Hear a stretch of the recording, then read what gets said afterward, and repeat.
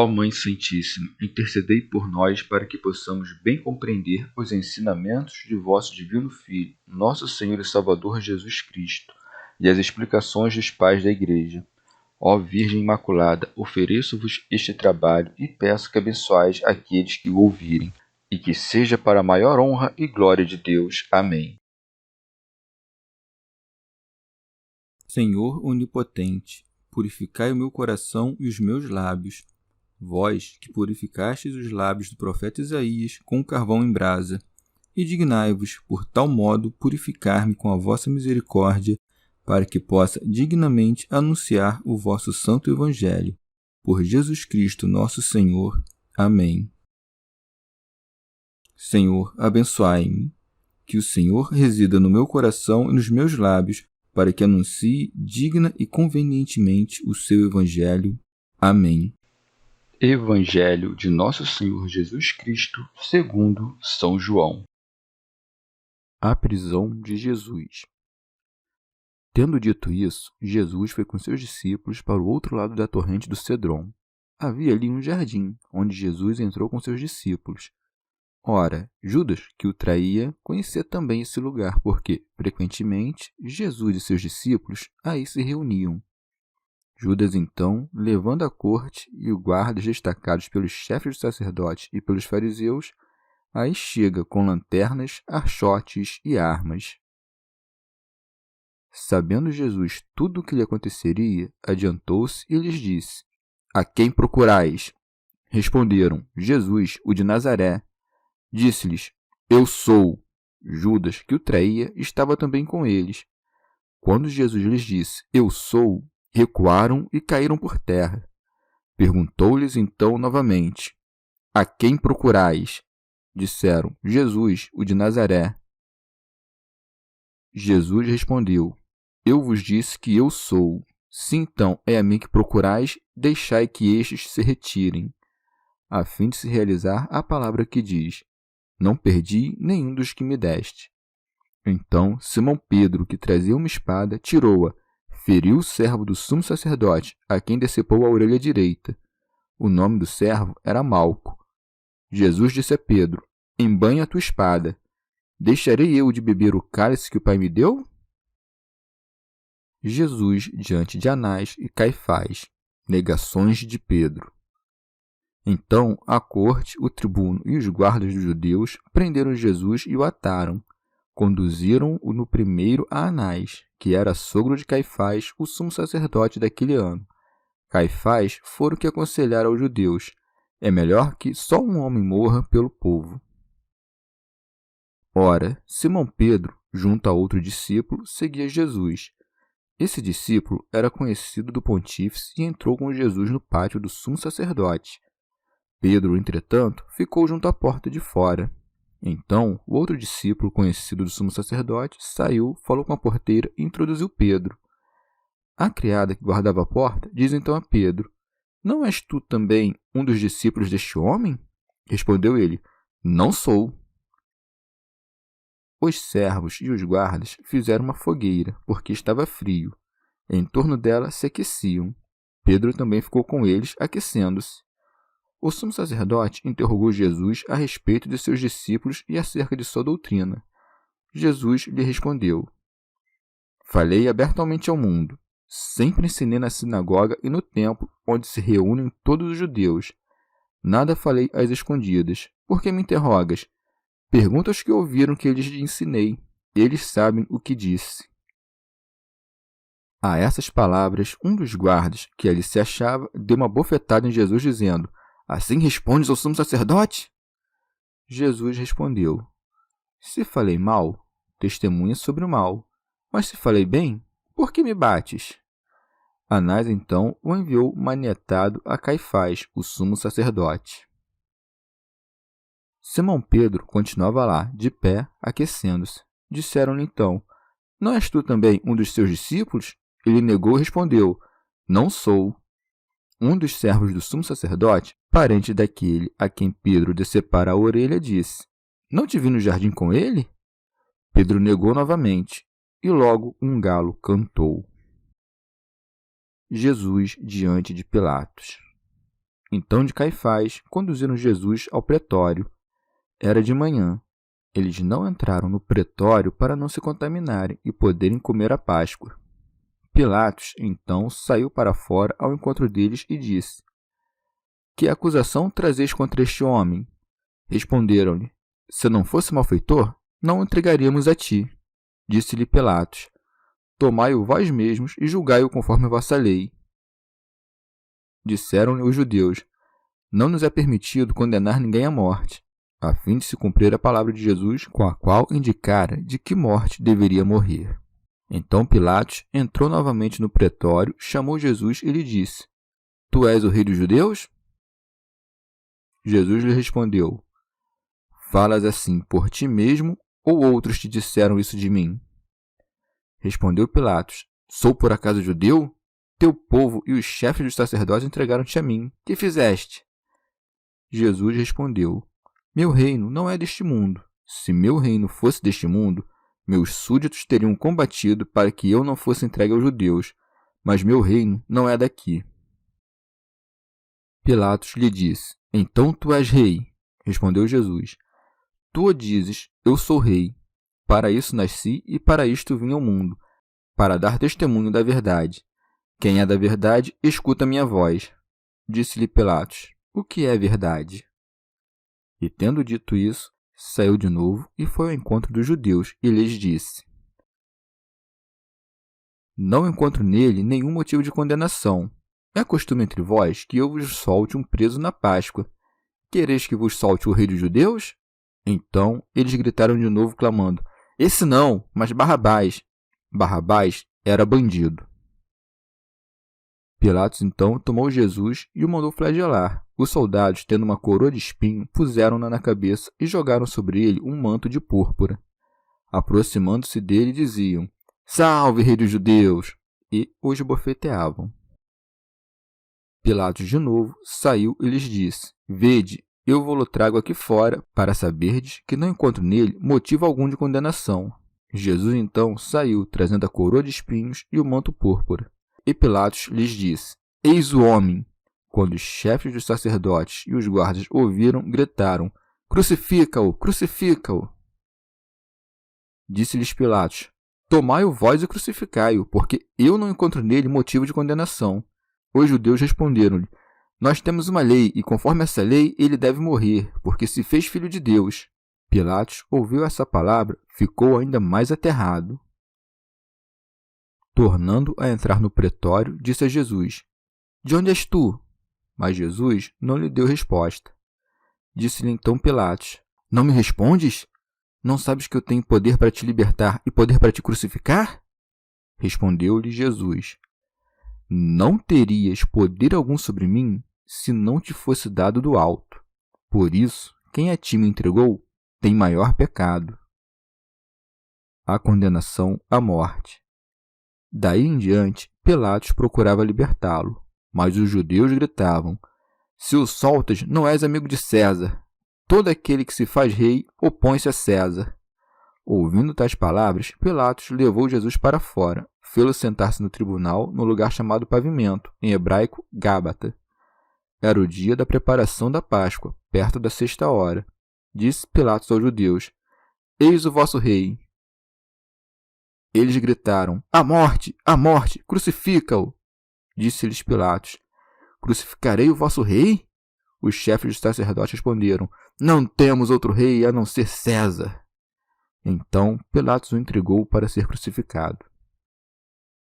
A crucificação. Então eles tomaram a Jesus, e ele saiu carregando sua cruz e chegou ao chamado Lugar da Caveira, em hebraico chamado Gólgota, onde o crucificaram. E com ele 2 outros, um de cada lado, e Jesus no meio. Pilatos redigiu também um letreiro e o fez colocar sobre a cruz. Nele estava escrito: Jesus de Nazaré, o Rei dos Judeus. Esse letreiro, muitos judeus o leram, porque o lugar onde Jesus fora crucificado era próximo da cidade, e estava escrito em hebraico, latim e grego. Disseram então a Pilatos os chefes sacerdotes dos judeus: Não escrevas o Rei dos Judeus, mas esse homem diz: Eu sou o Rei dos Judeus. Pilatos respondeu: O que escrevi? Escrevi. A partilha das vestes. Os soldados, quando crucificaram Jesus, tomaram suas roupas e repartiram em 4 partes, uma para cada soldado, e a túnica. Ora, a túnica era sem costura, tecida como uma só peça, de alto a baixo. Disseram entre si: Não a rasguemos, mas tiremos a sorte para ver com quem ficará. Isso a fim de se cumprir a escritura que diz: Repartiram entre si minhas roupas e sortearam minha túnica. Foi o que fizeram os soldados. Jesus e sua mãe. Perto da cruz de Jesus permaneciam de pé sua mãe, a irmã de sua mãe Maria, mulher de Cleofas, e Maria Madalena. Jesus, então, vendo a mãe e perto dela o discípulo a quem amava, disse à mãe: Mulher, eis teu filho. Depois disse ao discípulo: Eis tua mãe. E a partir dessa hora, o discípulo a recebeu em sua casa. A morte de Jesus. Depois, sabendo Jesus que tudo estava consumado, disse para que se cumprisse a escritura até o fim: Tenho sede. Estava ali um vaso cheio de vinagre. Fixando então uma esponja embebida de vinagre num ramo de sopo, levaram-na à sua boca. Quando Jesus tomou o vinagre, disse: Está consumado. E, inclinando a cabeça, entregou o espírito. O golpe de lança. Como era a preparação, os judeus, para que os corpos não ficassem na cruz durante o sábado, porque esse sábado era grande dia, pediram a Pilatos que lhes quebrassem as pernas e fossem retirados. Vieram então os soldados e quebraram as pernas do primeiro e depois do outro, que fora crucificado com ele. Chegando a Jesus e vendo-o já morto, não lhe quebraram as pernas, mas um dos soldados traspassou-lhe o lado com a lança, e imediatamente saiu sangue e água. Aquele que viu dá testemunho, e seu testemunho é verdadeiro. E ele sabe que diz a verdade, para que também vós creiais. Pois isso aconteceu para que se cumprisse a escritura: nenhum osso lhe será quebrado. E uma outra escritura diz ainda: olharão para aquele que traspassaram. O sepultamento. Depois, José de Arimateia, que era discípulo de Jesus, mas secretamente por medo dos judeus, pediu a Pilatos que lhe permitisse retirar o corpo de Jesus. Pilatos o permitiu. Vieram então e retiraram seu corpo. Nicodemos, aquele que anteriormente procurara Jesus à noite, também veio, trazendo cerca de 100 libras de uma mistura de mirra e aloés. Eles tomaram então o corpo de Jesus e o envolveram em faixas de linho com os aromas, como os judeus costumavam sepultar. Havia um jardim no lugar onde ele fora crucificado, e no jardim um sepulcro novo, no qual ninguém fora ainda colocado. Ali então, por causa da preparação dos judeus e porque o sepulcro estava próximo, eles depuseram Jesus. Comentários dos Pais da Igreja. Santo Agostinho. Terminado o discurso que o Senhor fez aos discípulos após a ceia, bem como a oração que dirigiu ao Pai, assim dá João início à narrativa da paixão. Tendo dito isso, Jesus foi com seus discípulos para o outro lado da torrente do Cedron. Havia ali um jardim onde Jesus entrou com seus discípulos. Porém, isto não sucedeu imediatamente ao término daquela oração. Alguns acontecimentos se entremearam, os quais, omitidos em João, podem ser lidos nos outros evangelistas. São João Crisóstomo. Para que não penses, ao ouvir a palavra horto, que nosso Senhor se escondia, o evangelista acrescenta: ora, Judas que o traía conhecia também esse lugar, porque frequentemente Jesus e seus discípulos aí se reuniam. Teofracto Diócrida. Judas sabia também que nos dias de festa o Senhor tinha um costume de transmitir aos discípulos algum ensinamento sublime, e que só ia tratar desses assuntos místicos em lugares como aquele. Pois bem, como fosse um dia de solenidade, pensou que ele estaria ali ensinando aos discípulos algo a ver com a celebração.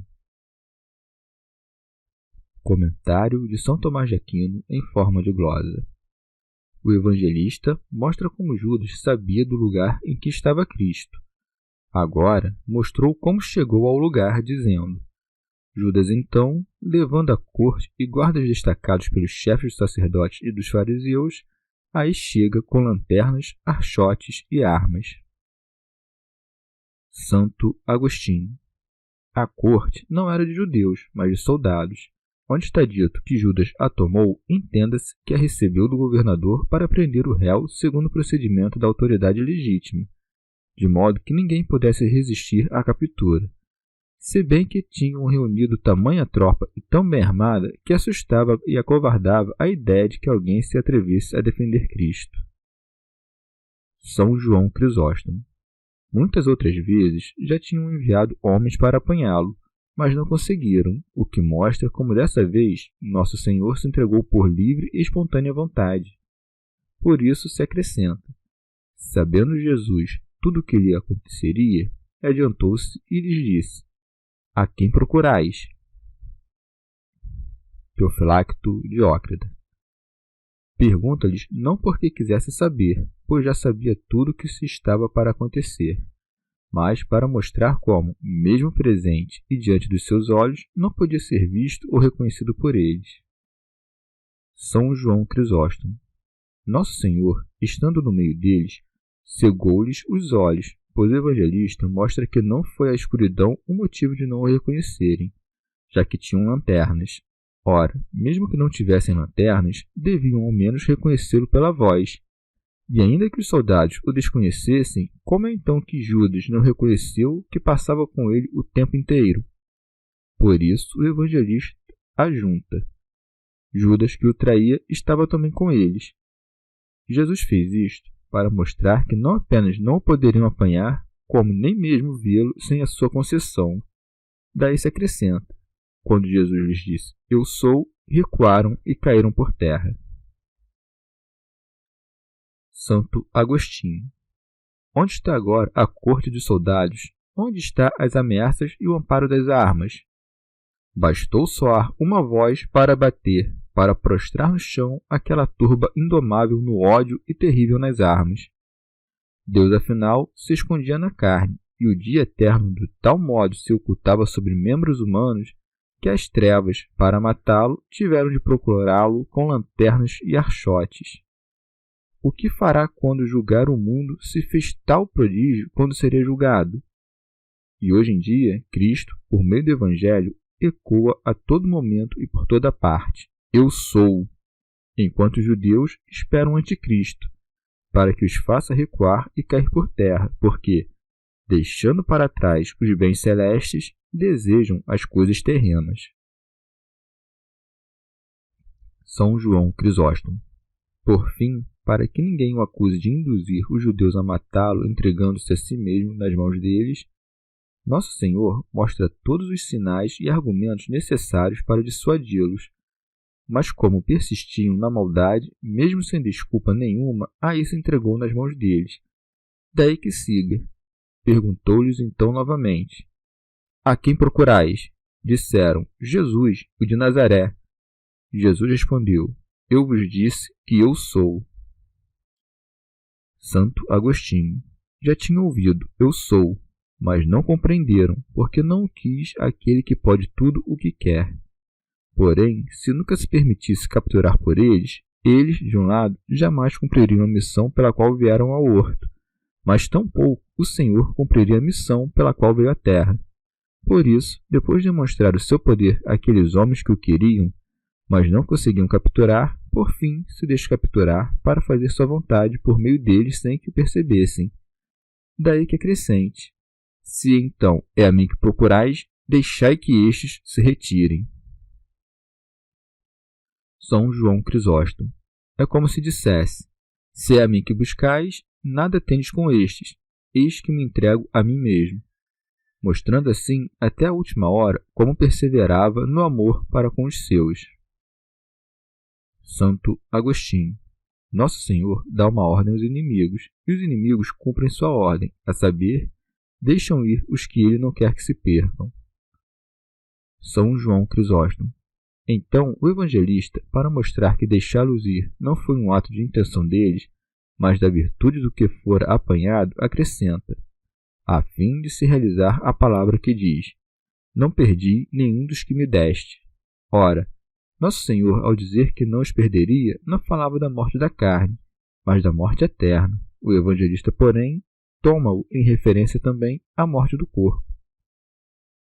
Santo Agostinho. Mas por acaso não haviam de morrer mais tarde?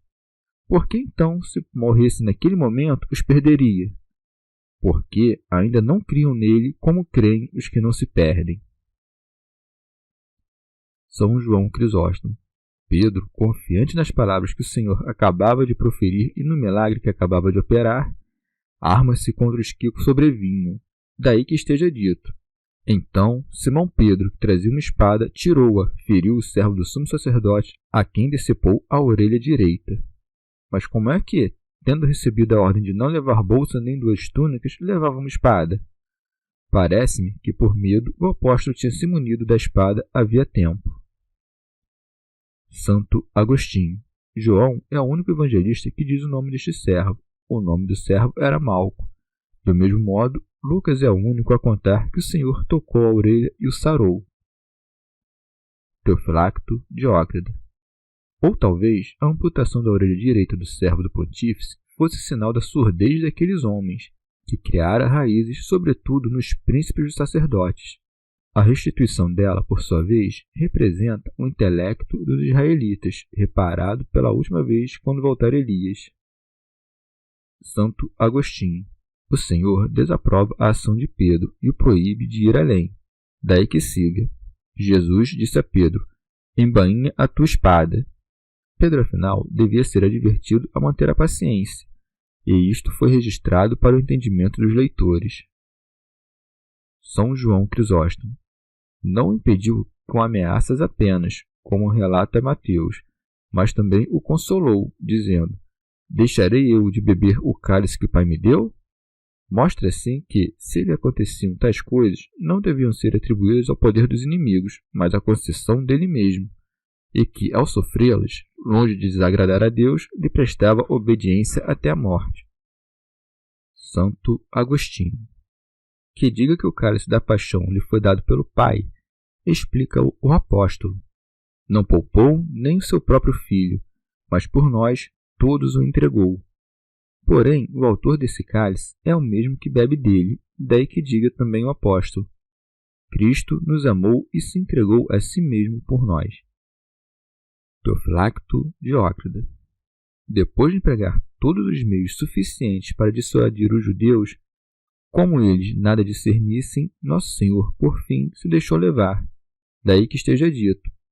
Então a corte, o tribuno e os guardas dos judeus prenderam Jesus. São João Crisóstomo. Jactavam-se cheios de deleite pelo cumprimento da sua missão, exibindo Jesus como um troféu. Alcuino. Joséfo relata que este Caifás havia comprado o sacerdócio por 1 ano. Não é de estranhar, portanto, que um pontífice iníquo faça um julgamento iníquo. A miúde, quem chega ao sacerdócio pela avareza, mantém-se nele pela injustiça. São João Crisóstomo. Mas, para que o ouvinte não se perturbasse ao pensar em Nosso Senhor acorrentado, o evangelista aludiu à profecia segundo a qual a morte dele foi a salvação de toda a terra. Por isso segue. Caifás fora o que aconselhara aos judeus: é melhor que um só homem morra pelo povo. Tamanha é a riqueza da verdade que até mesmo seus inimigos a ressoam. Santo Agostinho. A tentação de Pedro ocorria enquanto o Senhor era ultrajado. Não é contada com a mesma ordem por todos os evangelistas. Mateus e Marcos, por exemplo, relatam primeiro esses ultrajes, e em seguida a tentação de Pedro. Lucas, por sua vez, expõe antes as tentações de Pedro e só no fim os ultrajes ao Senhor. João começa relatando a tentação de Pedro, quando diz: ora, Simão Pedro, junto a outro discípulo, seguia Jesus. Alcuino. Seguiam por devoção o Mestre, ainda que de longe, por temor. São João Crisóstomo. João omite seu nome por humildade, afinal, expunha aqui um ato de magnífica retidão. Como enquanto todos fugiam, ele sozinho seguia Jesus. Mas, embora faça de Pedro o protagonista do relato, é forçado a aludir a si mesmo para mostrar que narra com mais precisão do que os outros o episódio do pátio, já que estava lá dentro. Mas logo poda o próprio louvor, acrescentando: esse discípulo era conhecido do pontífice e entrou com Jesus no pátio do sumo sacerdote. Não refere como ato grandioso de sua parte ter entrado sozinho com Jesus, mas de antemão exibe a causa, para que não atribua de nada a elevação da sua mente. Quanto a Pedro, o motivo de ter ido até ali foi o amor, de não ter entrado, o temor. Daí ficou fora a porta. Segue. Pedro, entretanto, ficou junto à porta de fora. Alcuíno. Ficava do lado de fora aquele que haveria de negar o Senhor, e não se mantinha em Cristo aquele que não ousara confessar Cristo. São João Crisóstomo. João mostra que Pedro também teria entrado na casa se lhe tivessem permitido. Então, o outro discípulo, conhecido do sumo sacerdote, saiu, falou com a porteira e introduziu Pedro. O próprio evangelista não o fez entrar porque estava sempre junto de Cristo. Seguindo. Segue. A criada que guardava a porta diz então a Pedro: não és tu também um dos discípulos deste homem? Respondeu ele: não sou. Como assim, Pedro? Não disseste há pouco: ainda que eu tenha de morrer contigo, não te negarei? O que houve para que não aguente nem mesmo a pergunta de uma porteira? Não era um soldado quem perguntava, mas uma reles porteira. E ela não chegou dizendo: tu és discípulo do sedutor, e sim deste homem, palavras que expressam compaixão. E diz: também tu, porque João estava lá dentro. Santo Agostinho. E por acaso é de estranhar que Deus tenha predito a verdade e o homem se tenha enganado na presunção? Pois bem, nesta primeira negação de Pedro, devemos observar que não nega Cristo apenas quem diz que aquele não é o Cristo, mas também quem se nega cristão. O Senhor, afinal, não disse a Pedro: negarás que és meu discípulo, e sim me negarás. Negou, portanto, quando negou ser seu discípulo. E que outra coisa negou assim fazendo, senão que era cristão? Quantos meninos e meninas puderam mais tarde desprezar a morte confessando o nome de Cristo e entrar com violência no reino dos céus, ao passo que este homem, detentor das chaves do reino, não o pôde? Eis a causa porque foi dito: deixai ir estes, porque dos que me deste não perdi nenhum. Pois se Pedro tivesse então partido deste mundo, estaria sem dúvidas perdido. São João Crisóstomo. Por esse motivo, o mistério da divina providência permitiu que Pedro caísse primeiro que todos, para que, em consideração da própria queda, abrandasse as penas mais duras para os pecadores. Pedro, doutor e mestre de toda a face da terra, pecou e alcançou perdão para dar aos futuros juízes esta norma e regra de indulgência. Creio que é por esse motivo que não foi incumbida aos anjos a autoridade sacerdotal, para que não castigassem sem misericórdia os pecadores, já que nunca pecam. Um homem sujeito a tudo que era paixão é posto acima dos demais homens para que, revendo neles as próprias paixões, se mostrasse a eles afável e benigno. São Gregório. Pedro deixara arrefecer por dentro o fogo da caridade e, ardendo de fraqueza, requentava o amor à vida presente nos tições dos perseguidores. São João Crisóstomo. Os inimigos de Cristo, porque não conseguiam produzir nenhuma acusação contra ele, interrogam sobre os discípulos. Daí que esteja dito: o sumo sacerdote interrogou Jesus a respeito de seus discípulos, talvez para saber onde estavam ou com que fim os juntara. Falava deste modo para taxá-lo de sedicioso ou conspirador, como se ninguém mais lhe desse atenção além de seus discípulos. Teofilacto Diócrida. O pontífice sonda sua doutrina, daí que siga, e acerca da sua doutrina, para saber, é claro, como ela era e se estava em desacordo com a lei e em contradição com Moisés, para dali agarrar a ocasião de condenar o inimigo de Deus. Alcuíno. Não pergunta por amor à verdade, mas para encontrar um motivo para que o pudesse acusar e entregar ao governador romano para ser condenado. Mas o Senhor dispôs sua resposta de modo a nem calar a verdade, nem parecer que se defendia, pois segue. Jesus lhe respondeu: Falei abertamente ao mundo. Sempre ensinei na sinagoga e no templo, onde se reúnem todos os judeus. Nada falei às escondidas. Teofilacto Diócrida. Recorda-se aqui o Senhor da profecia que diz: não tenho falado às ocultas em algum lugar tenebroso da terra. São João Crisóstomo. Ou ainda, falou em oculto, admitamo-lo, mas não como pensavam estes, por medo ou por criar agitação, e sim porque o que dizia estava acima da compreensão de muitos. Querendo, portanto, fazer fé de seu testemunho com motivos de sobra, acrescenta: por que me interrogas? Pergunta aos que ouviram o que lhes ensinei. Eles sabem o que eu disse. Como para dizer: tu perguntas a mim a respeito dos meus. Pergunta aos meus inimigos que me armaram ciladas. Estas são as palavras de quem tem certeza da verdade do que diz, pois é prova indiscutível da verdade chamar a testemunho seus inimigos. Santo Agostinho. De fato, as coisas que tinham ouvido e compreendido não davam matéria para acusação justa e verdadeira, e sempre que, interrogando, tentavam pô-lo contra a parede para encontrar uma brecha por onde o acusassem, davam uma resposta tal que lhes empatava todo o ardil e frustrava toda a calúnia. Teofilacto Diócrida. Como Jesus tivesse apelado ao testemunho dos presentes, um dos criados, querendo pôr-se a salvo da suspeita de ser um dos admiradores de Jesus, esbofeteou-o. Daí que esteja dito: a essas palavras, um dos guardas, que ali se achava, deu uma bofetada em Jesus, dizendo: assim respondes ao sumo sacerdote? Santo Agostinho. Essa passagem demonstra que Anás era pontífice, pois Jesus ainda não fora enviado a Caifás, quando o guarda fez o comentário. Além disso, Lucas, no início do seu evangelho, relata que Anás e Caifás eram ambos pontífices. Alcuíno. Aqui se cumpre a profecia das lamentações. Oferecerá a face ao que fere.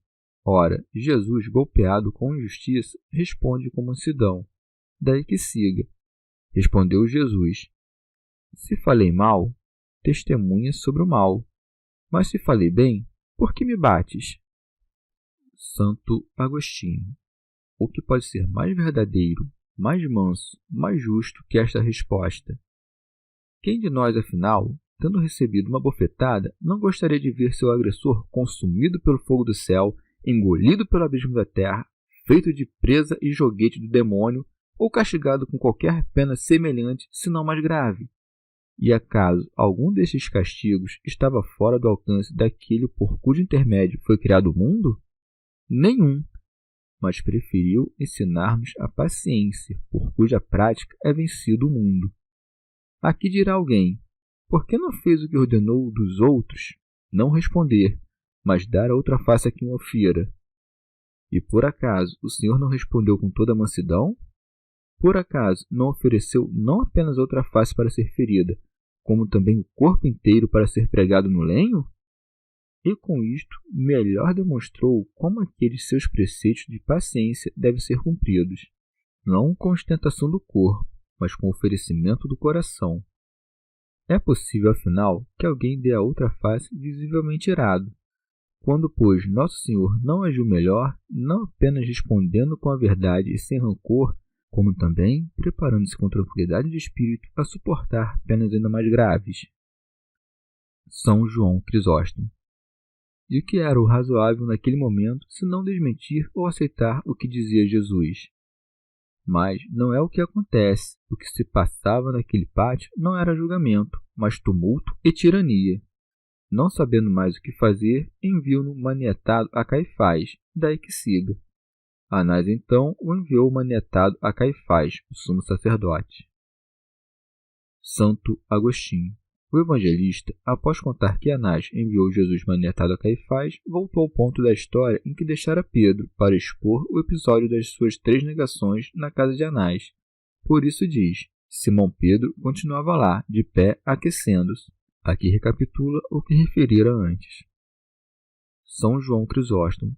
Ou talvez não tenha nenhum recuo narrativo, e na verdade, Pedro, de ordinário tão fervoroso, era detido pelo demasiado estupor, de modo que, enquanto Jesus era levado embora, por nada o apóstolo conseguia se mover.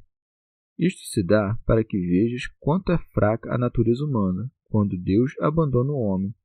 Interrogado outra vez nega, daí que siga. Disseram-lhe então: Não és tu também um de seus discípulos? Ele negou e respondeu: Não sou. Santo Agostinho. Nessa passagem, vemos que Pedro negou pela segunda vez, não diante da porta, mas junto do fogo, o que não seria possível a não ser que ele estivesse já voltado para dentro depois de ter saído, como diz Mateus. Com efeito, a segunda criada não o viu do lado de fora, depois que já tinha saído, mas sim quando saía, isto é, enquanto Pedro se levantava e se dirigia ao lado de fora. Ela o notou e disse aos que ali se encontravam, quer dizer, aos que estavam ao redor do fogo no pátio. Este também andava com Jesus Nazareno. Então Pedro, que estava saindo ao ouvir isto, voltou e, diante de toda a suspeita que te atiravam, jurou: Não conheço este homem. Em seguida, no relato de João, perguntam-lhe: Não és tu também um dos seus discípulos? Entendemos que isto lhe foi dito quando já tinha voltado e estava parado ao fogo, e que nos confirma que aquela segunda criada, mencionada por Mateus e Marcos, na segunda negação, não tratou sozinha com Pedro, mas acompanhada de alguma outra pessoa, esta mencionada por Lucas. Por isso João diz assim: Disseram-lhe: Não és tu também um dos teus discípulos? João, seguindo para a terceira negação, assim a expõe. Um dos servos do sumo sacerdote, parente daquele a quem Pedro decepara a orelha, disse: Não te vi no jardim com ele? Que Mateus e Marcos empreguem não o singular, mas o plural para falar daquele que tratavam com Pedro, ao passo que Lucas fala em um só, bem como João, que ainda por cima o identifica como parente do guarda cuja orelha Pedro decepou, é fácil explicar. Ou Mateus e Marcos usaram plural pelo singular, figura esta bastante comum, ou apenas um dos presentes tinha certeza do que afirmava, já que o vira no horto, enquanto os demais o importunavam seguindo o testemunho desse. São João Crisóstomo. Mas nem o horto do pontífice lhe devolvia à memória os ditos de Jesus, nem o imenso amor que ali exibira com tantas palavras. Daí que siga: Pedro negou novamente, e logo um galo cantou. Santo Agostinho. Eis cumprida a predição do médico, eis confutada a presunção do enfermo. Não se passou afinal como dissera Pedro: darei minha vida por ti. Mas, como predissera nosso Senhor, 3 vezes me negará. São João Crisóstomo. Os evangelistas contam a negação de Pedro todos com a mesma disposição, não para acusar o discípulo, mas para nos ensinar quanto é mal não deixar tudo a Deus, mas confiar em si mesmo. Santo Agostinho. O evangelista volta ao ponto da história em que se interrompera para contar a negação de Pedro. Daí que siga assim: Então, de Caifás conduziram Jesus ao pretório. Eu já tinha dito antes que Jesus foi enviado a Caifás por Anás, colega e sogro dele. Mas se foi enviado a Caifás, por que é mandado ao pretório, que não quer dizer senão o lugar em que Pilatos, o governador, habitava? São Beda. Pretório nada mais é do que a residência do pretor, e os pretores nada mais são do que prefeitos ou preceptores, porque impõem preceitos aos cidadãos. Santo Agostinho.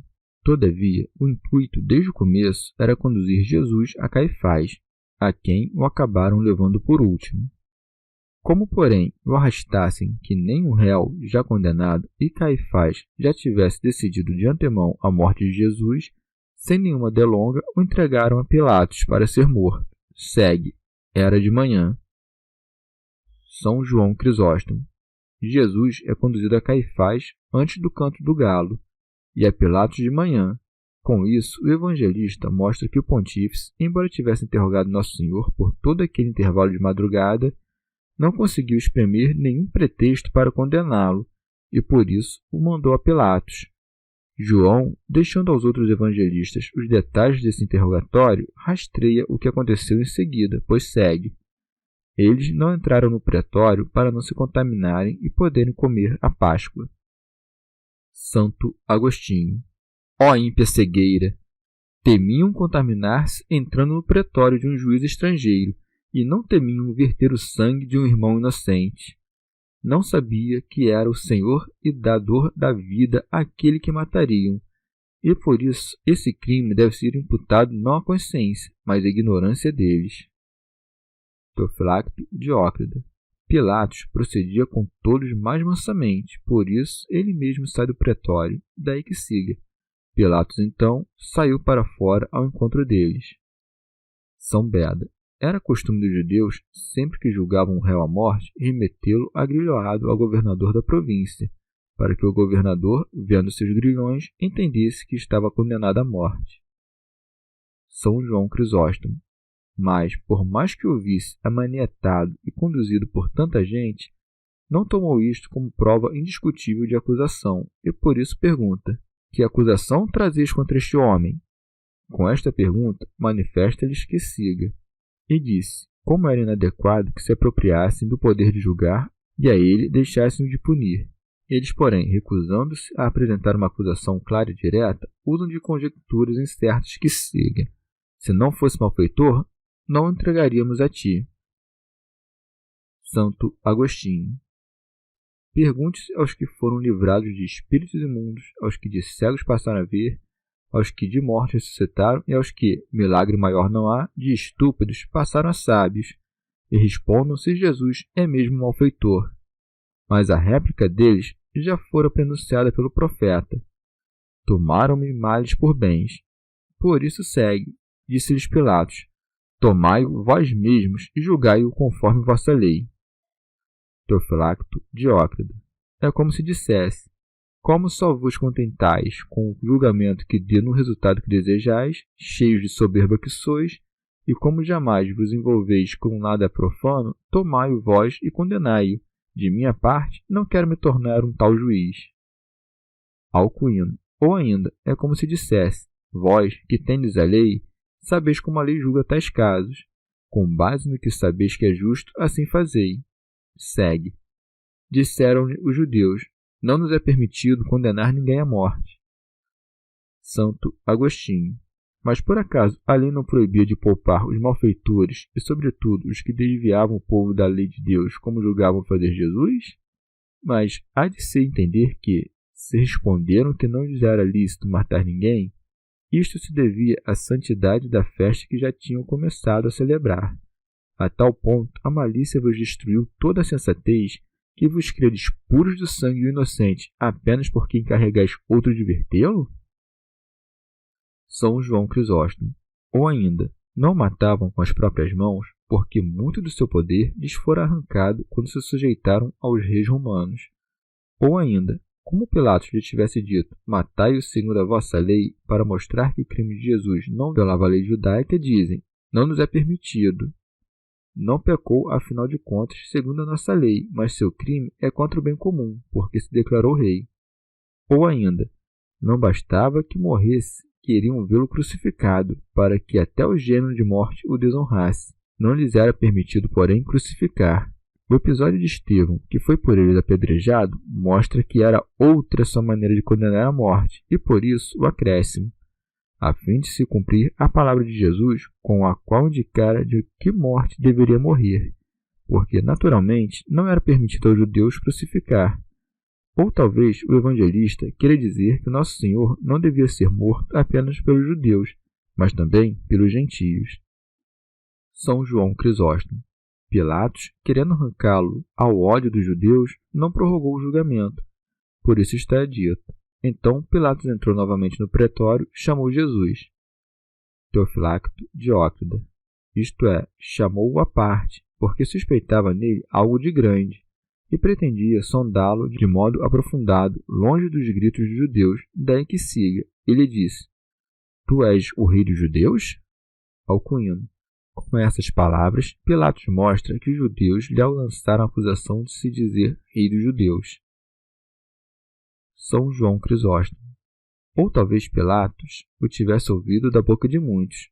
Como, porém, não tivesse nenhuma acusação contra ele, para não prolongar a investigação, traz à baila essa incriminação comum. Segue. Jesus lhe respondeu, falas assim por ti mesmo, ou outros te disseram isso de mim? Teofilacto Diócrida. Com isto, insinua que Pilatos era insensato e julgava sem discernimento. É como se dissesse, se o dizes de ti mesmo, apresenta os sinais da minha rebelião. Se o ouviste dos outros, faz o inquérito habitual. São João Crisóstomo. Não pergunta, portanto, como desconhecedor da resposta, mas querendo que o próprio Pilatos atribuísse essa acusação aos judeus. Daí que siga, respondeu Pilatos: sou por acaso judeu? Santo Agostinho. Pilatos afasta de si a suspeita de que ele mesmo tivesse inventado aquela acusação, dando a entender que o ouviu dos judeus. Daí que acrescente: teu povo e os chefes dos sacerdotes entregaram-te a mim. Que fizeste tu? Termina de demonstrar que era disso que o incriminavam. Equivale a dizer: se negas que é rei, que fizeste para seres entregue a mim? Como se não fosse espantoso que se fosse entregue a um juiz para ser punido alguém que se declare rei. São João Crisóstomo. Nosso Senhor procura aclarar a mente de Pilatos, que não era de todo mal, provando-lhe que não é mero homem, mas Deus e Filho de Deus, e afastando a suspeita de que aspirasse a realeza, como temia Pilatos. Daí que siga, Jesus respondeu: meu reino não é deste mundo. Santo Agostinho. Isso é o que o bom mestre veio para nos ensinar. Mas antes fora necessário demonstrar como é vã a opinião dos homens sobre o reino dele, quer a dos gentios, quer a dos judeus, de quem Pilatos só ouvira. Ora, se tivesse respondido apenas à pergunta de Pilatos, pareceria responder apenas à opinião dos gentios, e não também a dos judeus. Mas, depois da réplica de Pilatos, responde de modo mais oportuno e conveniente, tanto aos judeus quanto aos gentios. E isso é o sentido da sua resposta. Ouvi, judeus e gentios, não impeço o vosso domínio sobre o mundo. Que mais quereis? Vinde pela vereda da fé ao reino que não é deste mundo. São João Crisóstomo. Ou ainda, fala desse teor porque não possui aqui um reino como o dos reis terrenos. Seu principado vem do alto, e não é humano, mas maior e mais glorioso. Daí que acrescente: se meu reino fosse deste mundo, meus súditos teriam combatido para que eu não fosse entregue aos judeus. Escancara aí como são frágeis os nossos reinos terrenos, porque tiram toda a força dos seus ministros e servidores. O reino do alto, porém, basta a si mesmo e não tem necessidade de ninguém. Se, portanto, o seu reino é maior que os da terra, foi capturado por querer, entregando-se a si mesmo. Santo Agostinho. Após demonstrar que seu reino não era deste mundo, acrescenta: mas meu reino não é daqui. Não diz: o meu reino não está aqui, porque de fato está aqui e estará até o fim dos séculos, com o joio misturado ao trigo até a hora da colheita. Não obstante, não é daqui, porque está no mundo como um peregrino. São João Crisóstomo. Os hereges agarram essa ocasião para afirmar que Nosso Senhor nada tem a ver com a fundação do mundo. Mas quando Jesus diz: mas meu reino não é daqui, não subtrai ao mundo sua providência e governança, apenas mostra que seu reino não é humano nem corruptível. Segue. Pilatos lhe disse: então tu és rei. Respondeu Jesus: tu o dizes, eu sou rei. Santo Agostinho. Não é que Nosso Senhor tivesse medo de confessar-se rei. Se assim falou, foi de modo a nem negar de um lado que era rei, nem de outro a afirmar que o era, dando assim a ideia que seu reino fosse deste mundo.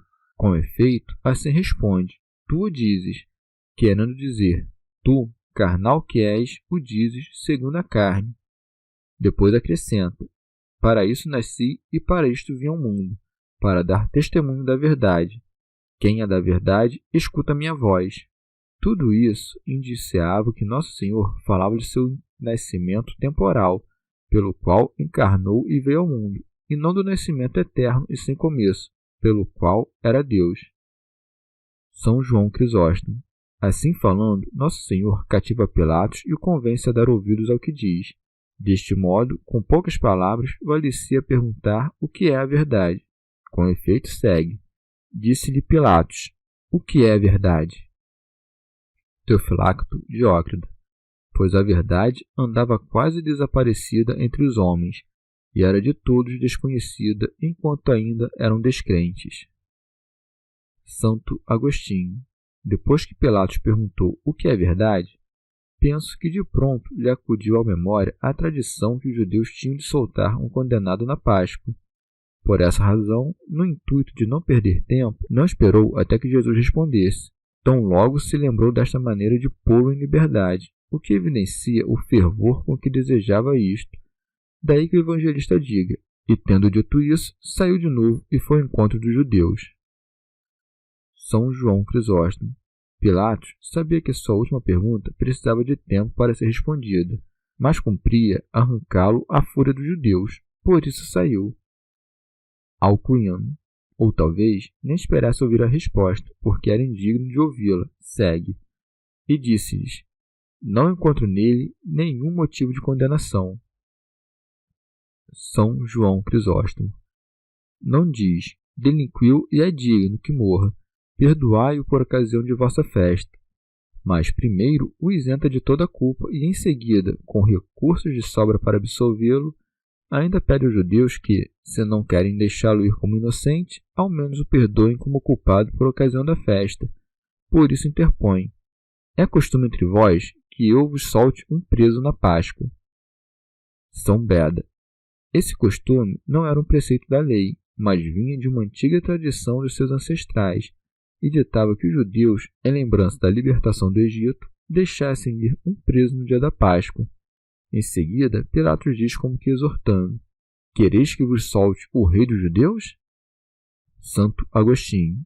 Não se pôde arrancar do coração de Pilatos a ideia de que Jesus fosse o rei dos judeus, como se a verdade mesma, a mesma verdade que ele perguntou que fosse, a tivesse fixado ali como no letreiro da cruz. Teofilacto Diócrida. É bela a resposta de Pilatos em declarar Jesus isento de todo erro, e que debalde o inquietavam com a acusação de aspirar à realeza. Não poderia, afinal, um homem que se proclamasse rei e rival do poder romano ser absolvido por um representante dos romanos. Por isso, ao dizer: quereis que vos solte o rei dos judeus, anuncia Jesus como inocente e faz chacota dos judeus, pois é como se dissesse: este que acusais de se fazer rei, eu ordeno que seja absolvido, como inocente de um crime tal. Santo Agostinho. Mas ouvido que tinham rei dos judeus, gritaram. Daí que siga. Então eles gritaram de novo, clamando: esse não, mas Barrabás. Barrabás era bandido. Não vos reprovamos, judeus, porque, em razão da Páscoa, soltastes um criminoso, mas porque matastes um inocente. Todavia, se isso não tivesse acontecido, não teria acontecido a verdadeira Páscoa. São Beda. Como abandonaram Salvador e pediram salteador, até hoje o diabo tem o costume de salteá-los. Santo Agostinho. Como os judeus tivessem gritado que não queriam que Pilatos lhe soltasse Jesus em ocasião da Páscoa, mas Barrabás, o salteador, o evangelista acrescenta: Pilatos, então, tomou Jesus e o mandou flagelar. É de crer que Pilatos não fez isso senão para que os judeus, saciados com as injúrias feitas a Jesus, considerassem aquilo suficiente e não prolongassem sua cólera até a morte dele. Por esse motivo é que o governador permitiu que sua tropa cometesse as crueldades que se seguiram. Ou talvez até as tenha ordenado, porque o evangelista diz o que fizeram em seguida os soldados, mas não diz que Pilatos deu a ordem. Com efeito, segue: os soldados, tendo uma coroa de espinhos, puseram-na na cabeça e jogaram sobre ele um manto de púrpura. Aproximando-se dele, diziam: salve, rei dos judeus! São João Crisóstomo. Como Pilatos o tivesse chamado de rei dos judeus, os soldados vestem-no a caráter por zombaria. São Beda. No lugar do diadema real, impõe à cabeça uma coroa de espinhos, e no lugar das vestes de púrpura, como usavam os reis da antiguidade, enrolam-no em um trapo da mesma tintura. O relato de João não contradiz o de Mateus, segundo quem lançaram sobre ele um manto escarlate, já que, como explica Orígenes, a púrpura e o escarlate são da mesma matéria, o kermes, que, cortado, verte gotas de sangue com as quais são tingidos os dois tipos de vestimenta. E embora os soldados fizessem isso por escárnio, figuravam para nós alguns mistérios. Na coroa de espinhos está representado como Jesus toma para si os nossos pecados, que a terra dos nossos corpos produz como espinhos. No manto purpúreo está a carne sujeita às paixões. Além disso, nosso Senhor veste de púrpura também, porque nesse momento se gloria do triunfo dos mártires. São João Crisóstomo. Não faziam isso em obediência ao governador, mas para agrado dos judeus. Com efeito, desde o começo da paixão, não foi por ordem de Pilatos que saíram à noite para capturar Jesus. E mesmo agora, era para contentar os judeus em troca de dinheiro, que se atreviam aos maiores excessos. Ora, no meio de tudo isso, nosso Senhor mantinha-se em silêncio. Já tu, ouvindo todas essas coisas, tem isto presente o tempo todo na consciência. E vendo o Rei de toda a terra e Senhor dos anjos padecendo tamanho traje e tudo suportando com silêncio, procura imitá-lo. Santo Agostinho. Assim, cumpria-se o que predissera Cristo de si mesmo. Assim, eram preparados os mártires a suportar tudo o que aprovesse aos perseguidores. Assim, o reino que não era deste mundo triunfava deste mundo soberbo, não pela violência do combate, mas pela humildade da paciência. São João Crisóstomo. Pilatos, na esperança de que os judeus, vendo o ultraje a que fora submetido pelos soldados, abatessem sua fúria, leva diante deles Jesus coroado de espinhos. Daí que siga. Pilatos de novo saiu e lhes disse: Vede, eu vos trago aqui fora, para saberdes que não encontro nele motivo algum de condenação. Santo Agostinho. Temos aqui a prova de que os soldados não praticaram estas violências sem o conhecimento de Pilatos. Quer o governador as tivesse ordenado, quer apenas permitido, pelo motivo a saber que, acima dissemos, a fim de que os inimigos, apacentando os olhos neste escárnio, matassem toda a sua sede de sangue. Por isso segue. Jesus então saiu, trazendo a coroa de espinhos e o manto de púrpura, insígnias não de glória e soberania, mas de opróbrio. Segue. E Pilatos lhes disse: Eis o homem, como para dizer: Se tendes ódio e inveja ao rei, agora poupai-o, que o vedes tão aviltado. Já borbulha a ignomínia, arrefeça, pois, a inveja. A inveja dos judeus não arrefece frente à humilhação de Cristo. Antes, mais se abrasa e cresce. Daí que esteja dito: quando os chefes dos sacerdotes e os guardas ouviram, gritaram: Crucifica-o! Crucifica-o! São João Crisóstomo. Pilatos então viu que foi tudo em vão. Daí segue. Disse-lhes Pilatos: Tomai-o vós e crucificai-o. Palavras próprias de quem os abomina e provoca a fazer algo com que não está de acordo.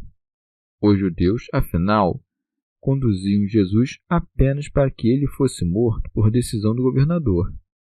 Mas acontece o contrário, e por decisão do governador ele é absolvido. Daí que siga. Porque eu não encontro nele motivo de condenação.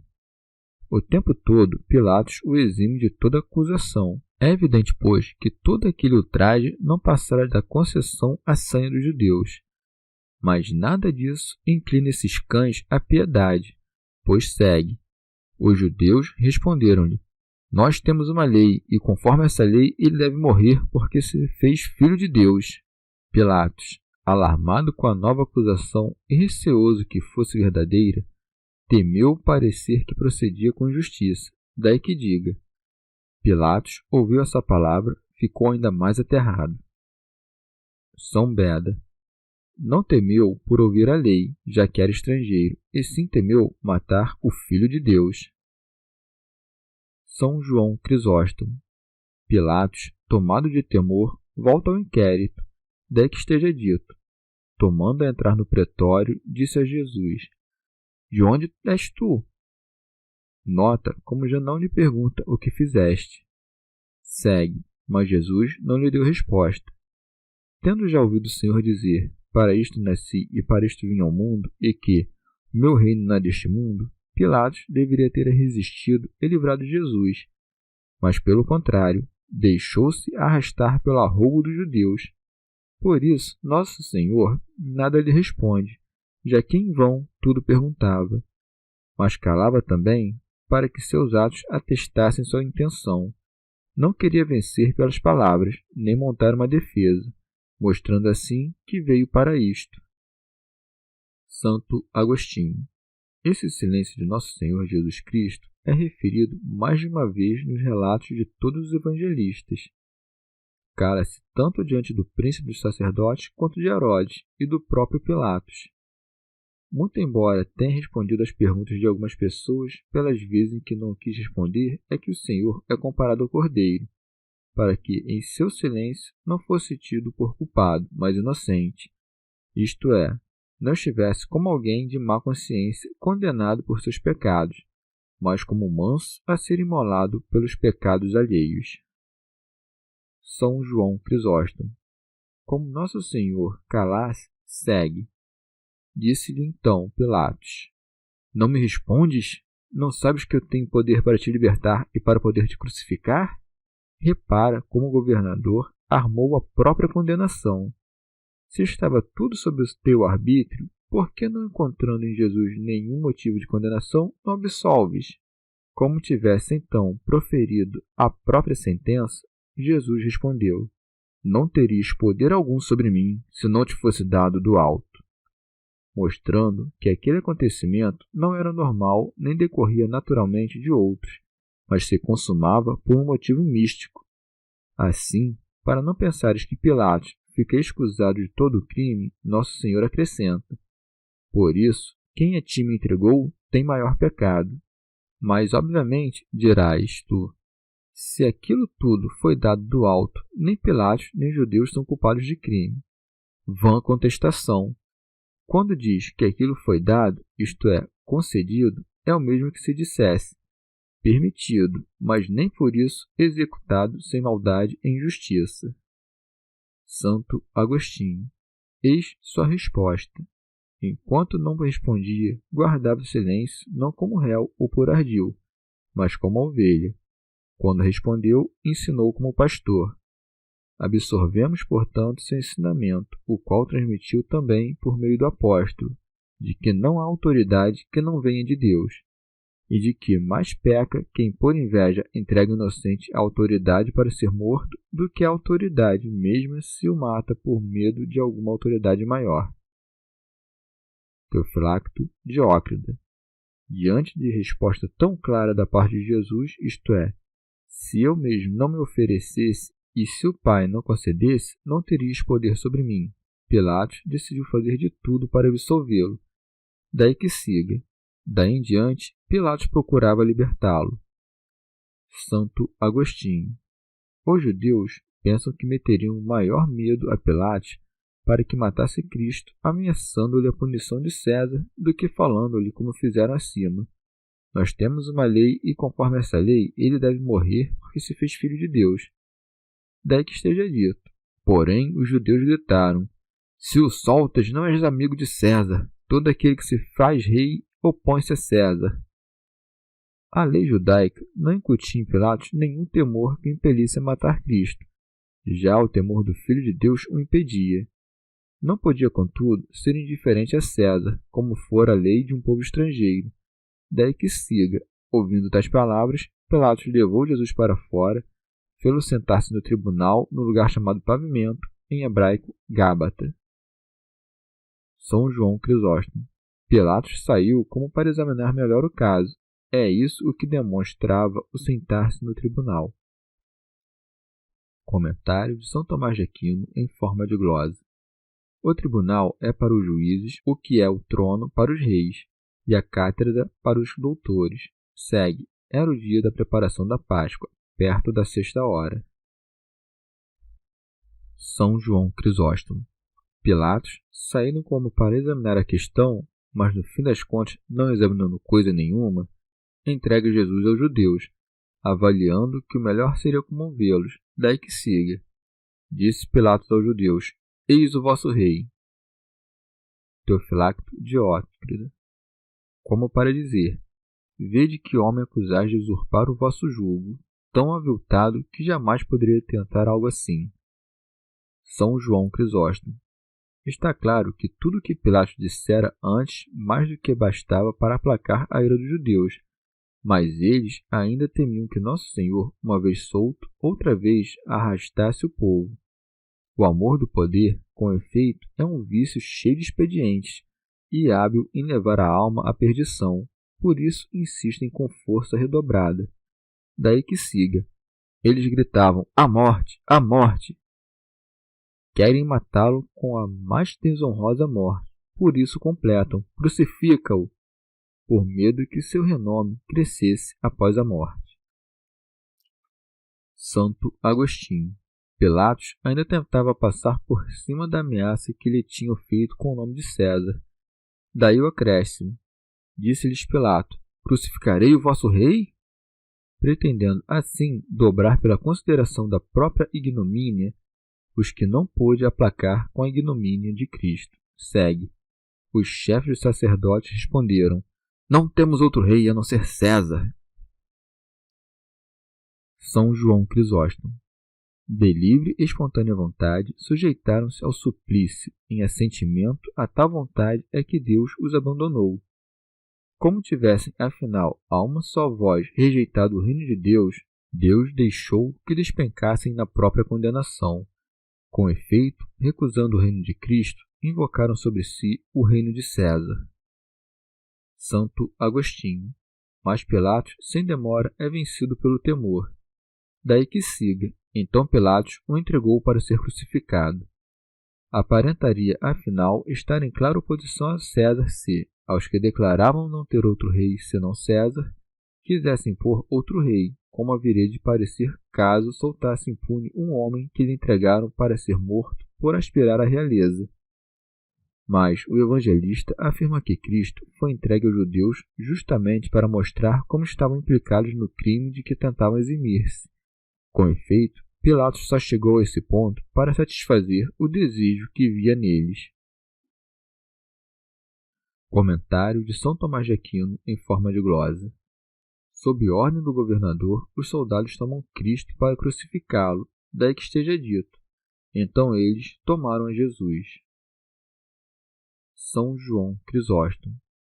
Mas como consideravam de mau agouro o lenho e por isso o evitavam, e não toleravam nem mesmo tocá-lo, impuseram a cruz às costas de Jesus, como as de um condenado, daí que siga.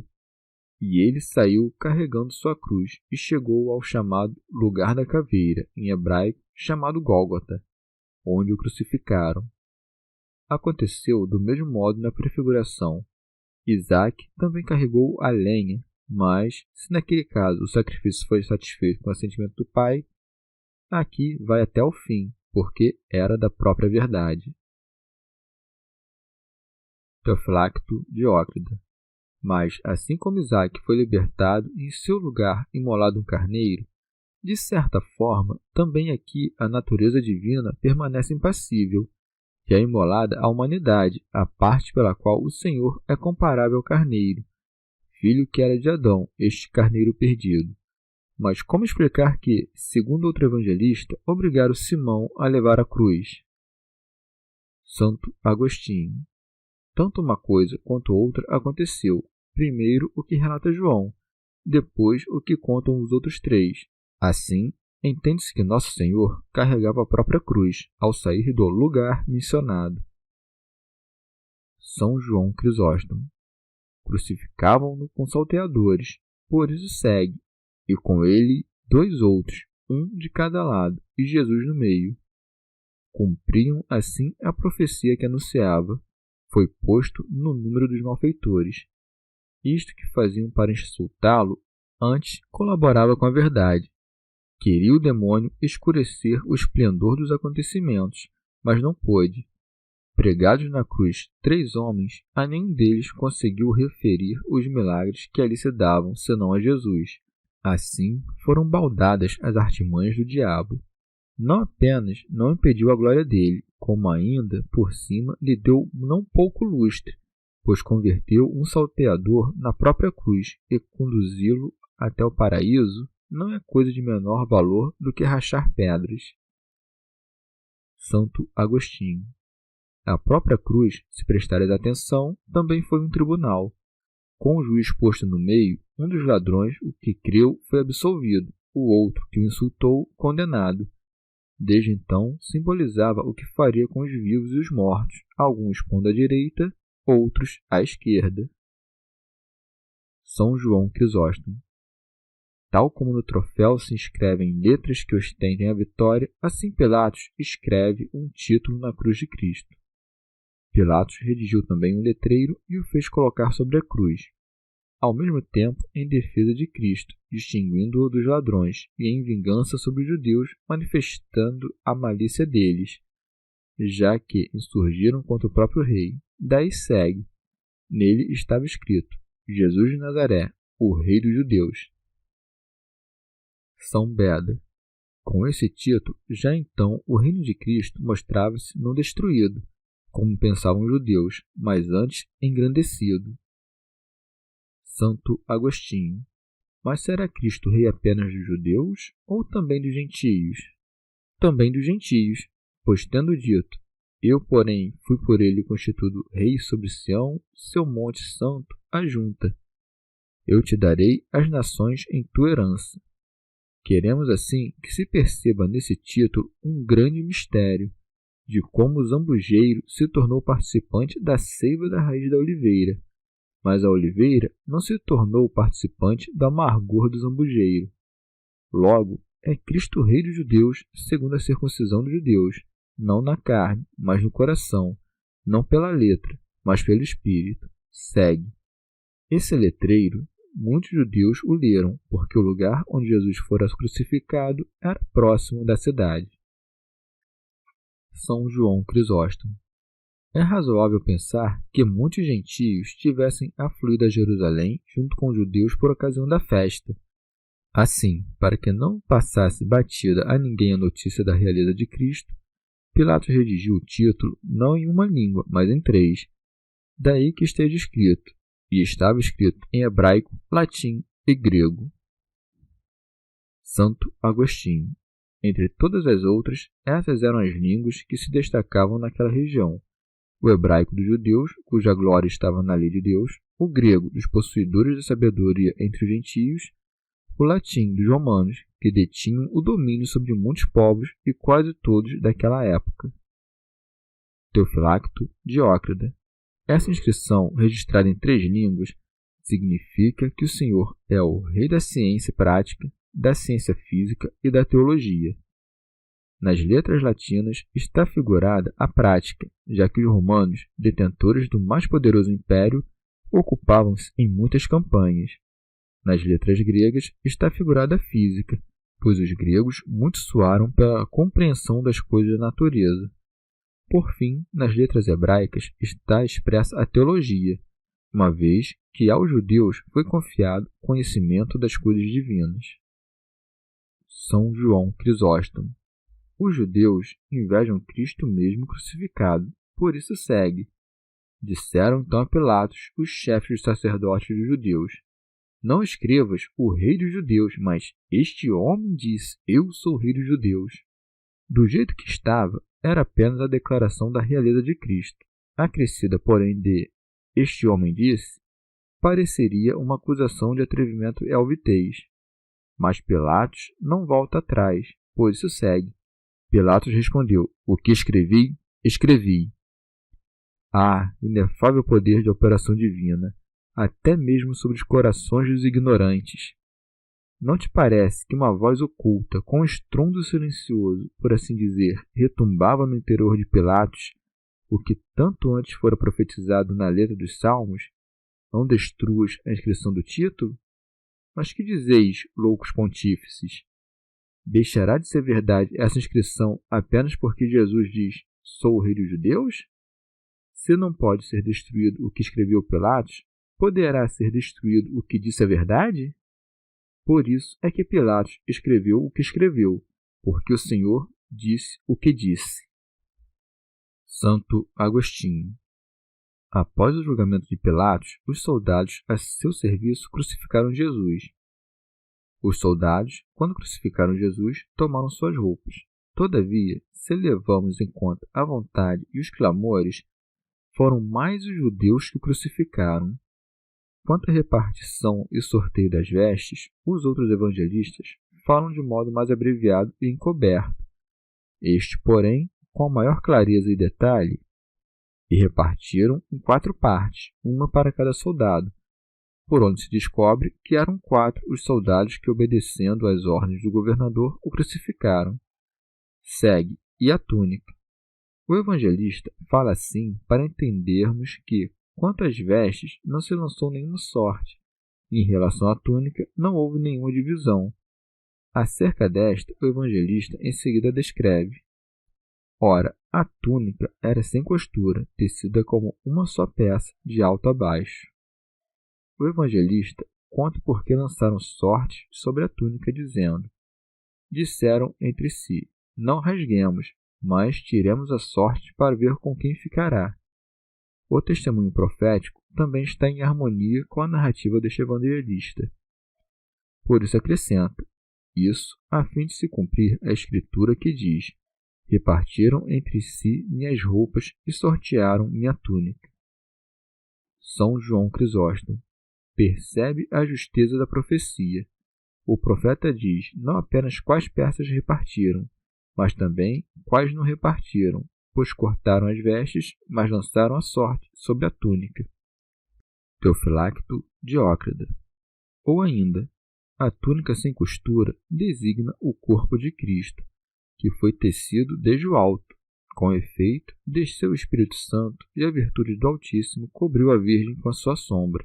Assim, o sacrossanto corpo de Cristo se mantém indivisível, pois mesmo que seja distribuído para cada fiel, santificando ao mesmo tempo a alma e o corpo de cada um, existem todos por inteiro e indivisivelmente.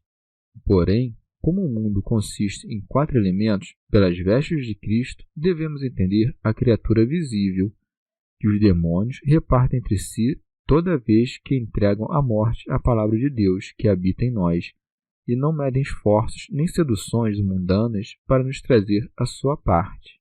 Enquanto os soldados olhavam pelos interesses da própria indiferença, Nosso Senhor pensava nos cuidados com sua mãe.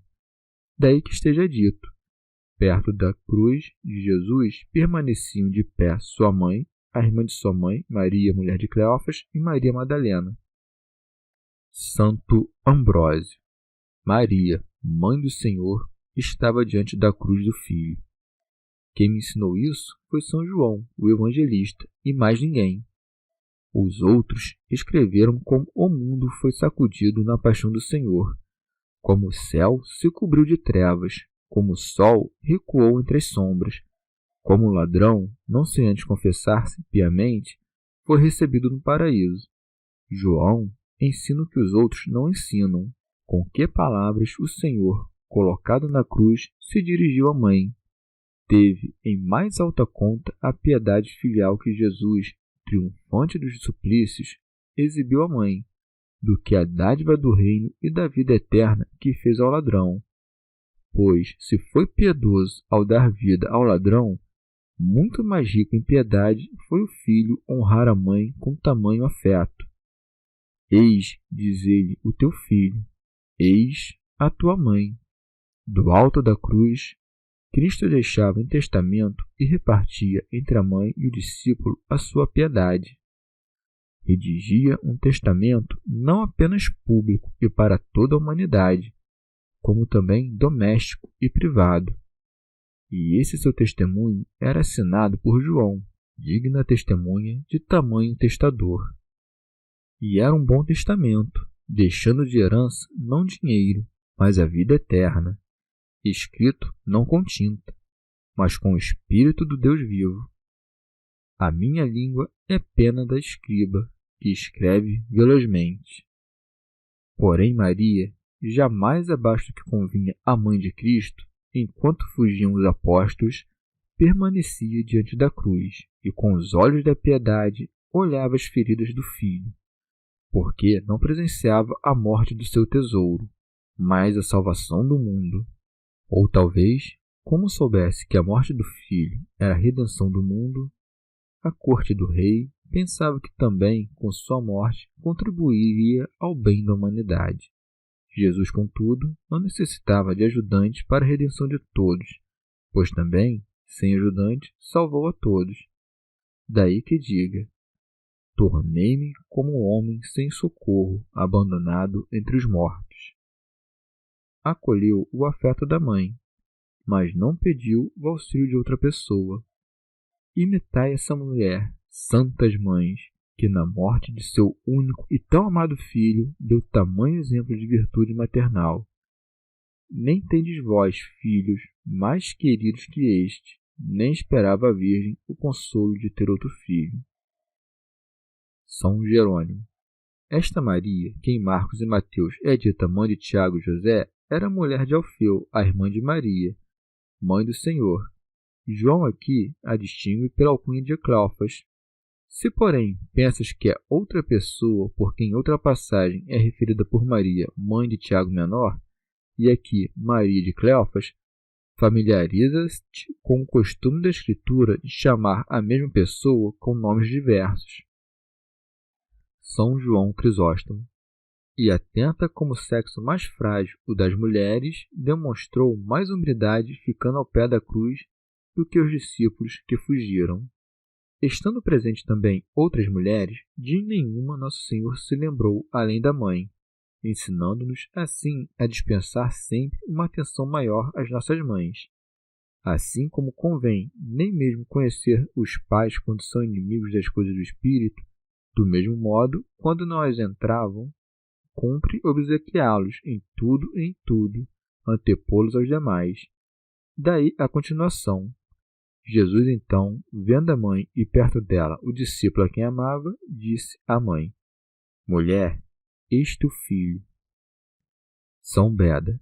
O evangelista designa a própria pessoa com esta menção do amor, não porque apenas ele fosse amado pelo Senhor, excluído os outros, mas porque era amado com o amor mais íntimo graças ao privilégio da castidade, já que, convocado virgem por Cristo, virgem permaneceu por toda a vida. São João Crisóstomo. Céus, com que grande honra Nosso Senhor honrou seu discípulo. O discípulo, porém, com sábia modéstia, guarda silêncio, pois se quisesse gloriar-se, teria dito também o motivo por que era amado. Motivo esse que só podia ser sublime e admirável. Ora, Nosso Senhor nada mais fala a João, nem o consola em sua tristeza, porque não era hora de consolar com palavras. Mas também não era nenhuma bagatela ser honrado com tal honra. Como, porém, convinha que sua mãe, acabrunhada como estava de agonia e de tristeza, procurasse outro apoio em seu lugar, já que se ausentaria, Nosso Senhor a confia ao discípulo que amava, certo de que teria amor por ela, daí que siga. Depois disse ao discípulo: eis tua mãe. Santo Agostinho. Era chegada então aquela hora a que Jesus, antes de mudar a água em vinho, aludira falando à sua mãe: mulher, que nos importa a mim e a ti isso? Ainda não chegou a minha hora. Lá, prestes a fazer uma obra divina, rechaçou como uma estranha a mãe, não da sua divindade, mas da sua humanidade ou fraqueza. Aqui, sofrendo uma pena humana, recomenda com humana afeição aquela de quem nascera homem. O bom preceptor ensinou aqui uma lição moral, e com seu exemplo instrui os filhos piedosos a despender grandes cuidados com os pais. O lenho onde, com os membros pregados, morria era também a cátedra donde, como mestre, ensinava. São João Crisóstomo. Com esta lição, Nosso Senhor faz calar também o despudor de Marcião. Se afinal não foi gerado segundo a carne, tampouco teve mãe. Por que motivo rodeia ela e a mais ninguém de tanta providência? Observa como, ao ser crucificado, fazia tudo sem perturbação, quer falasse ao discípulo sobre a mãe, quer cumprisse as profecias, quer regalasse ao ladrão boa esperança. Antes da crucificação, porém, parecia agitado. É que ali se manifestou a debilidade da natureza. Aqui se mostrava a superabundância da virtude. Mas, com isto, alenta e ensina também a nós a, caso nos inquietem as adversidades, nem por isso desistir, e assim, quando descermos ao combate, sustentar todas as provações como fáceis e leves. Santo Agostinho. Como de certa forma Nosso Senhor provesse a mãe que deixava outro filho em seu lugar, o evangelista explica por que o fez, acrescentando: e a partir dessa hora o discípulo a recebeu em sua casa. Mas em que casa sua, João, que deixara tudo para trás, recebe a mãe do Senhor? Era, com efeito, um daqueles que lhe disseram: eis que deixamos tudo e te seguimos. Acolheu-a, pois, não na sua propriedade, que afinal não possuía, mas entre seus deveres que tomava sob sua responsabilidade pessoal cuidar e levar a cabo.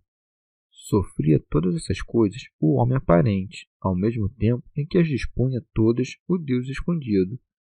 Daí que esteja dito: depois, sabendo Jesus que tudo estava consumado, disse para que se cumprisse a Escritura até o fim, isto é, este prenúncio da Escritura que se encontra nos Salmos. E na minha sede apresentaram-me vinagre. Disse: tenho sede, que é como se dissesse: apenas isto deixaste de fazer, dai-me o que sois. Os próprios judeus, com efeito, eram vinagre, degenerados do vinho dos patriarcas e profetas. Havia sido posto ali um vaso cheio de vinagre, porque o coração dos judeus, impregnado da iniquidade deste mundo, como de um vaso cheio, encerrava, à semelhança da esponja, nas suas cavidades e esconderijos tortuosos, as mais fraudulentas das intenções. Daí que siga. Fixando então uma esponja embebida de vinagre num ramo de sopo, levaram à sua boca. São João Crisóstomo. Os soldados, vendo esse espetáculo, não ficaram enternecidos, mas antes redobravam a crueldade e davam de beber, oferecendo a bebida dos condenados, pois para este fim tinham por perto a cana de sopo. Teofilacto Diócrida.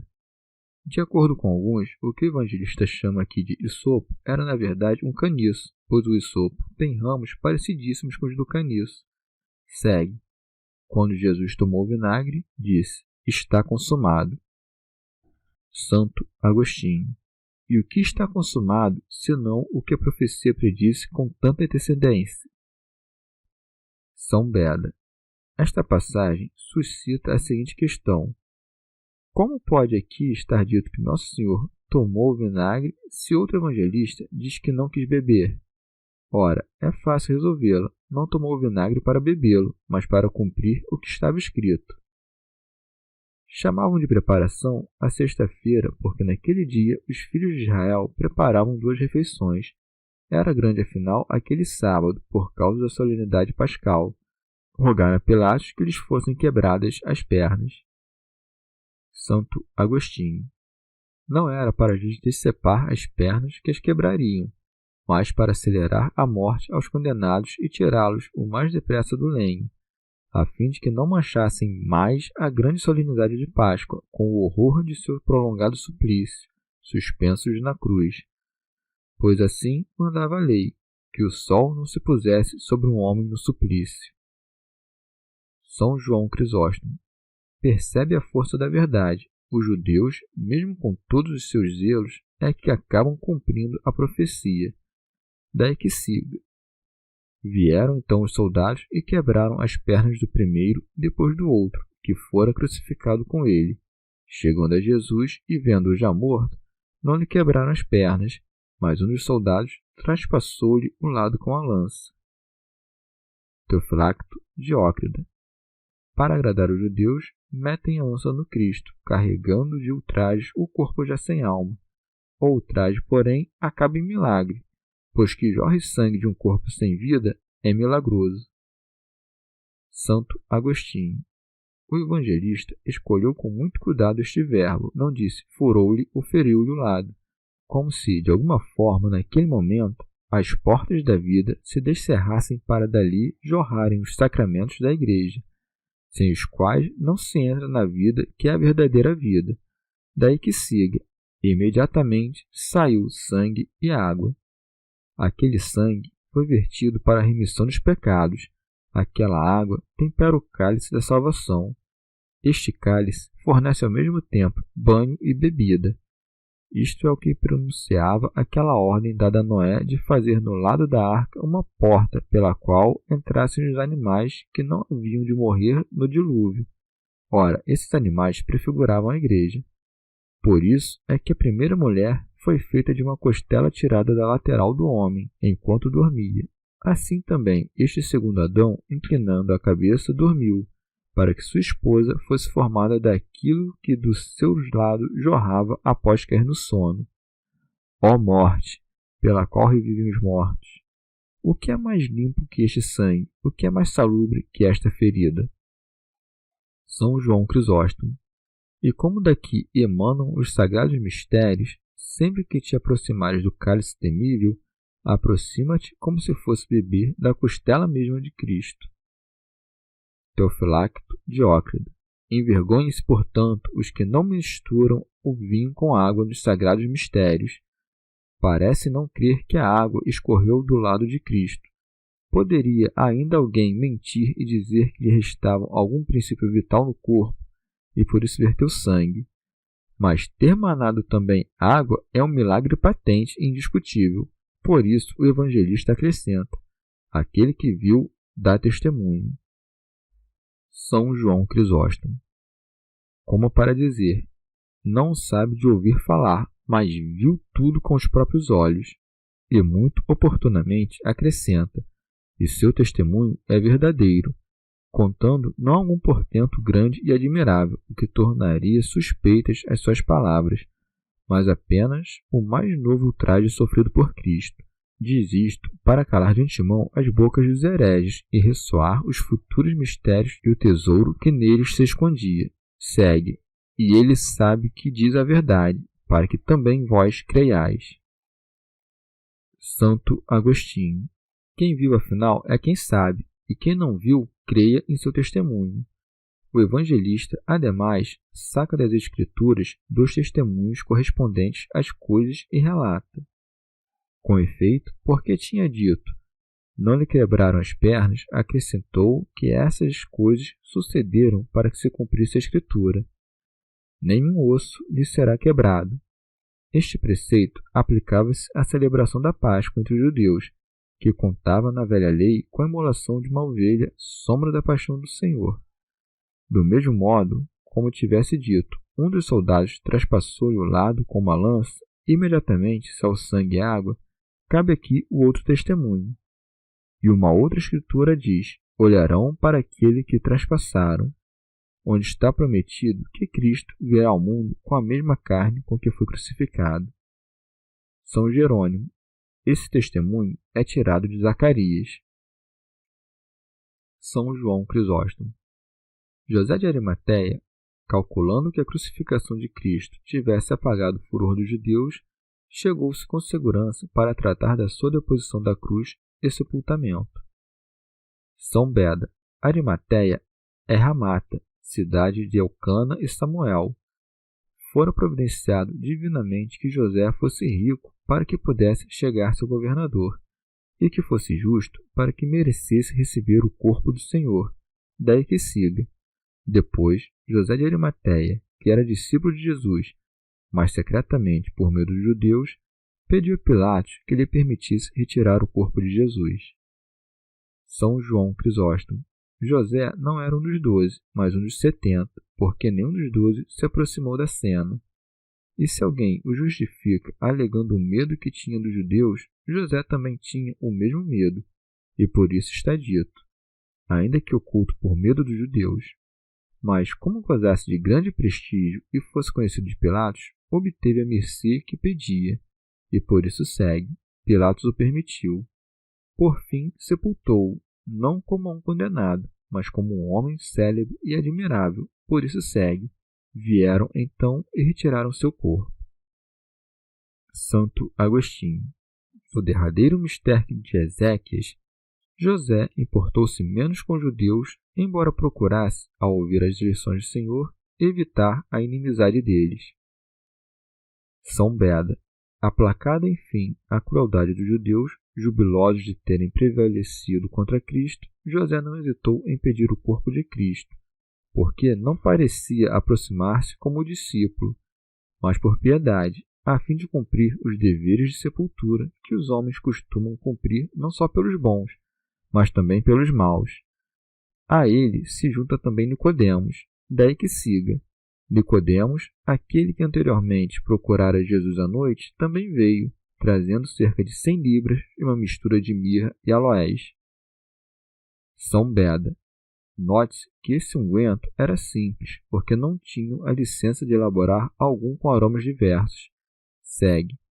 Eles tomaram então o corpo de Jesus e o envolveram em faixas de linho, com os aromas, como os judeus costumam sepultar. Santo Agostinho.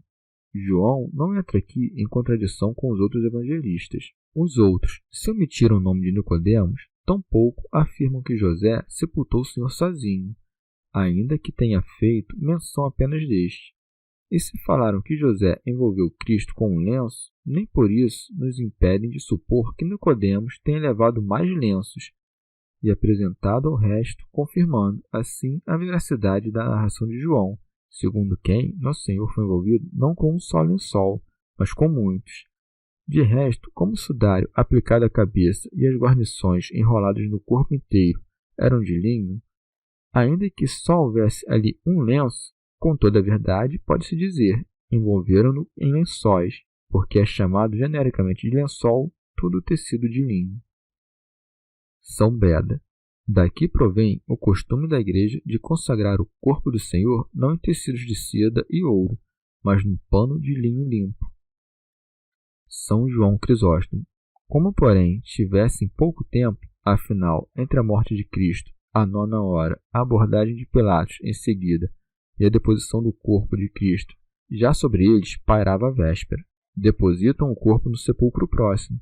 Daí segue. Havia um jardim no lugar onde ele fora crucificado, e no jardim um sepulcro novo, no qual ninguém fora ainda colocado. Ocasião esta disposta pela providência para ninguém pensar que o ressuscitado fosse outro homem, porventura enterrado no mesmo jazigo que não Jesus Cristo. Santo Agostinho.